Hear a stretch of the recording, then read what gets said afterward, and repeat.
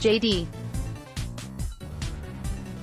Martinez and his Red Sox teammates know two versions of Mookie Betts. The first Mookie Betts is the one the rest of us see on a daily basis in the summer, the superstar making spectacular catches in the outfield, spraying line drives and home runs all around the ballpark and terrifying opposing defenses with his speed and smarts on the base paths.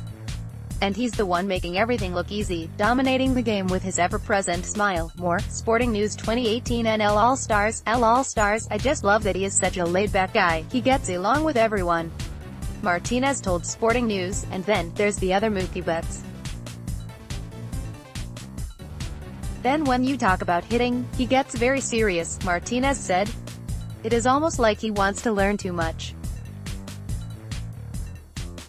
He watches every guy and wonders about what he is doing, how his hands are, how he drops his elbows, and he always wants to see if there is something he can get from watching other guys. For Betts, watching and learning is an incredibly important part of the process. And not just watching and learning, but understanding how to use that knowledge to make his game better. And, yeah, he just keeps getting better and better. Betts was a runaway choice as Sporting News 2018 MLB Player of the Year. As always, the SN award dates to 1936. This honor is voted on by the players. In a survey of 305 MLB players, Betts was first with 127 votes, Martinez was second, 68, Christian Yelich was third, 37, and Mike Trout was fourth, 20. Ballots went out in early September and were turned in by the end of the regular season. A total of 19 different players received votes. Only one name is allowed per ballot. Betts is the fourth Boston player to win the award. Ted Williams was voted SN Player of the Year 5 times, as opposed to just 2 MVP awards voted on by the BBWAA, and Carl Yastrzemski, 1967, and Roger Clemens, 1986, also took home the award. More SN awards. NL Rookie of the Year, AL Rookie of the Year. Even though David Price wasn't specifically talking about this award, it was pretty obvious during the ALDS that he would agree with the results of his fellow players voting. He's Mookie Betts, Price said. He's the MVP of our team. He's the MVP of baseball. Betts' improvement over the past few years is nothing short of amazing. Remember, he finished second in the AL MVP voting in 2016, with a 9.7 BWAR, 42 doubles, 31 homers, 26 stolen bases and 122 runs scored.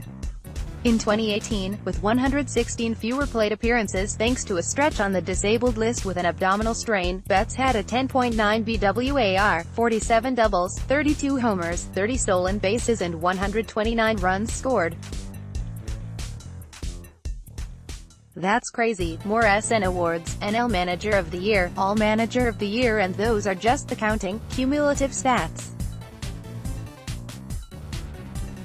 As you can imagine, his percentage, sabermetric stats were much better this year, too. In 2016, Betts produced a .315, .363, .534 line, good enough for an .897 ops, 133 ops, 136 WRC, .216 ISO and .379 WOBA. In 2018, .346, .438, .640, 1.078 ops, 186 ops, 185 WRC, .294 ISO and .449 WOBA. At this point, it almost feels like we're trashing Betts' 2016 stats, right?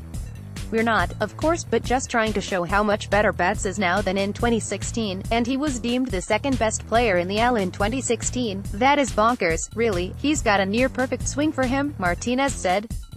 When he drops his elbows, for his body, he does it so well. He keeps his arms so soft and that allows him to react to the pitch as he is swinging. But he has no ego or attitude. He always thinks he can be better.